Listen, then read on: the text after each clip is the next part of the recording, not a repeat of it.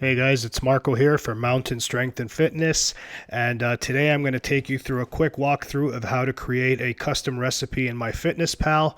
Where this comes in handy is say if you do like I do and you cook a lot of big one-pot meals and then break them up into smaller portions as you go, sort of taking from the container as you need it rather than putting everything in boxes at once and dividing it evenly.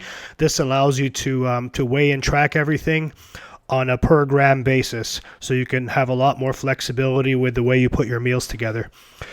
So first thing we're going to do here is we're going to open MyFitnessPal on our phone. So I'm going to click MyFitnessPal. Oops, there we go. Now once I'm in MyFitnessPal, I'm going to click on the bottom right where it says More. And then once we're in this menu, we're going to go to Meals, Recipes, and Foods. Click on that. And now you're going to go to the very bottom and create a recipe. As you can see, I've got a bunch of other recipes here, but we're going to create a new one. So it gives you the option to add from the web or enter manual ingredients. I'm going to enter them manually.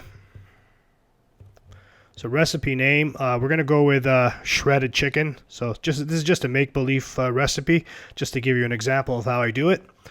Now, under your servings, this is the key part. You could either enter this information at the beginning or at the end of your recipe, but what I want you to do is when you have your entire pot of food, that's when you put it, okay, already cooked, you put it on a scale and you weigh it. So say we have a pot of shredded chicken that weighs 1,500 grams. We're going to put 1,500 in there as the number of servings.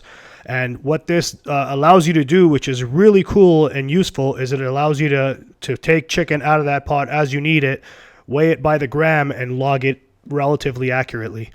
So now we're going to click on the arrow on the top right. We're going to add an ingredient. So our first ingredient, we're going to go with Kirkland skinless chicken breasts. So I'll just put breasts, see what comes up there. Okay, as you can see, we have a bunch of entries here. Always double check your label to make sure that the entries in here are the same, because a lot of these are user created and they're not always reliable. Let's assume this one here is right, and we're going to go with that for now. So we're going to choose the number of grams. So say you have 1.2 kilogram package of chicken breasts if you're in Canada, or you could use ounce measurements if you're in the US. So 1.2 kilograms is 1,200 grams. We're going to check mark that.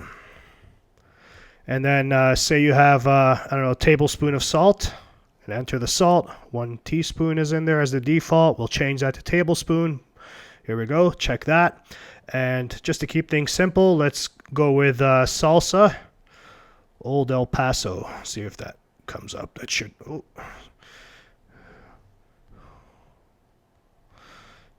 It keeps correcting me here. Old El Paso. Okay. There we go.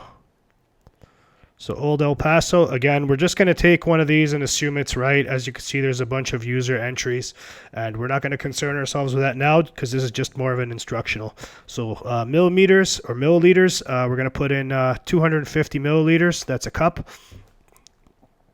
So this is our whole recipe. Let's assume this is it. Then we're going to hit go. Actually, if you have any oils and things like that, don't forget to log them too. That's very important. That'll add up a bunch of extra calories. But we're going to go click the top right arrow to say that we're done.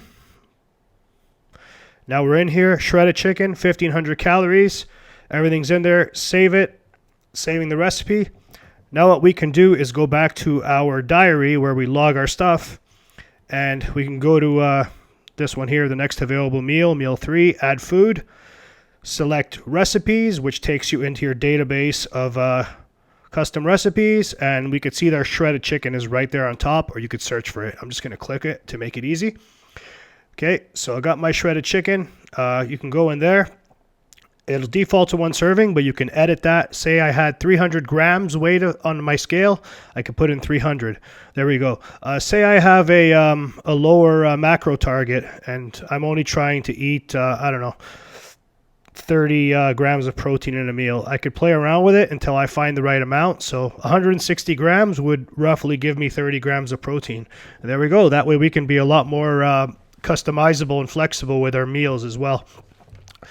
Just thought I'd share this with you guys. I hope it's helpful to you, and I hope it gives you some alternative ways to go about cooking and tracking your meals, because you shouldn't really have to pre-box all your meals and put a week's worth of food in the fridge or whatever. What I do is I cook a big pot every few days, and I just use this method and then take from it as I go. Anyhow, guys, thank you for watching, and I'll be back with some more stuff soon.